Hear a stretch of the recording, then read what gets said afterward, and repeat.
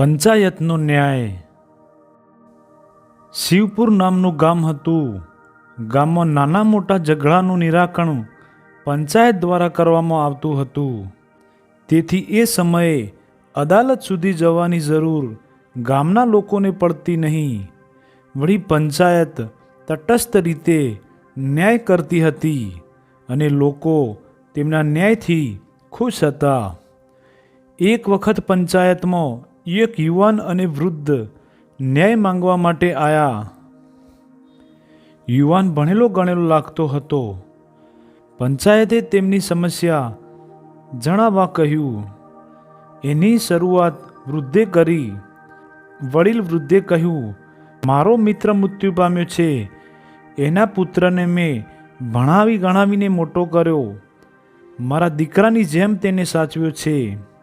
જ્યારે મારો મિત્ર મૃત્યુ પામ્યો ત્યારે મને એને 10,000 રૂપિયા આપ્યા હતા. રૂપિયા આપતી વખતે તેણે એક લખાણ કર્યું હતું. લખાણમાં લખ્યું છે કે મારો પુત્ર 20 વર્ષનો થાય ત્યારે આ રૂપિયામાંથી હું ઈચ્છું એટલા રૂપિયા મારે તેને આપવાના. પંચાયતે કહ્યું, તમે કેટલા રૂપિયા યુવાનને આપ્યા? વૃદ્ધે કહ્યું, 2,000 રૂપિયા આપ્યા. પરંતુ આ યુવાન રૂપિયા લેવાની ના પાડે છે. તેને બાકીના રૂપિયા લેવા છે. તેથી અમે પંચાયતમાં ન્યાય માંગવા આવ્યા છીએ. આમ વૃદ્ધે પોતાનું દુઃખ વ્યક્ત કર્યું. પંચાયતે યુવાન પુત્રને પૂછ્યું કે તારે કંઈ કહેવું છે?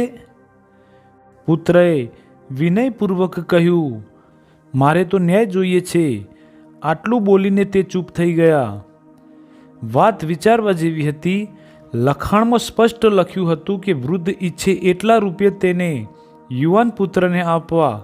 હવે યુવાન એને લેવાની ના પાડે છે. કઈ રીતે ચાલે? પંચાયતે અંદરો અંદર ચર્ચા કરી અને પછી વૃદ્ધને કહ્યું, તારી પાસે જે 10,000 રૂપિયા છે એ અહીં મૂકી દે અને જે લખાણ લખાવવામાં આવ્યું હતું એ અમને આપો. વૃદ્ધે પંચાયતને કહ્યું એમ 10,000 રૂપિયા તેમની સામે મૂકી દીધા અને લખાણ પણ આપી દીધું.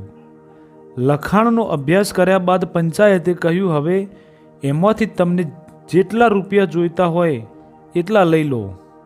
પંચાયતે આપેલી સૂચનાનું વૃદ્ધે પાલન કર્યું. તેને 10,000 રૂપિયામાંથી 8,000 રૂપિયા લઈ લીધા. એટલે પંચાયતે કહ્યું, તમે જેટલા રૂપિયા રાખ્યા છે એ રૂપિયા આ યુવાનને આપી દો. વૃદ્ધે કહ્યું, કેમ? પંચાયતે કહ્યું, લખાણમાં લખ્યું છે કે તું જેટલા રૂપિયા ઈચ્છતો હોય એટલા રૂપિયા તારે યુવાનને આપવાના છે. તમે 8,000 રૂપિયા ઈચ્છો છો એટલે તમારે એ રૂપિયા યુવાનને આપી દેવા. પંચાયતનો ન્યાય સાંભળી યુવાન ખુશ થઈ ગયો અને વૃદ્ધને પોતાની ભૂલ સમજાઈ. તેમણે 8,000 રૂપિયા યુવાનને આપી દીધા. પોતાને ન્યાય મળ્યો એ બદલે યુવાને પંચાયતનો આભાર માન્યો.